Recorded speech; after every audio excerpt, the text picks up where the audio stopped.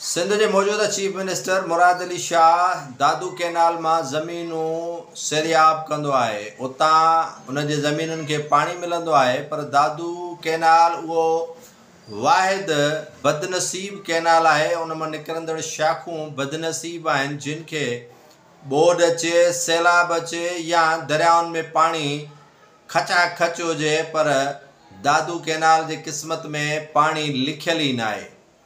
दादू canal जे हज़ारें एकड़ ज़मीन, उन्हनि नहरुनि शाखुनि जी हज़ारें एकड़ ज़मीन सुकी रही आहे ऐं फ़सुल तबाह ऐं बर्बाद थी रहिया आहिनि। पर मजाल आहे जो आपाशी खातो आबादगारनि जी कूक ऐं रड़ ॿुधे।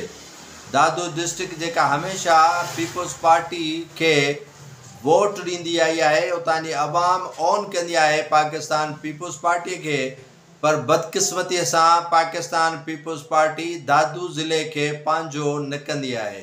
जो ही ॿुॾी वई ॿोॾ में, खैबर नाथन शाह लुड़ी वई ॿोॾ में, मेहर तालको ॿुॾी वियो ॿोॾ में, किंजर जे माण्हुनि खे पाणी कोन्हे ऐं उन किंजर न मंछर जे माण्हुनि खे पाणी कोन्हे। वावड़ जा माण्हू पीअण जे पाणीअ जे लाइ परेशान आहिनि, पर हुक्मरान इन तरफ़ तवजो ॾियण जे लाइ तयारु न आहिनि त को दादू कैनाल बि डिस्ट्रिक्ट दादूअ मां वहे पियो ऐं उनखे पाणी ॾियण जी ज़रूरत आहे ऐं आबादगार जेके परेशान आहिनि उन्हनि खे पाणी ॾेई करे उन्हनि जो फ़सुलु तयारु कराइजे।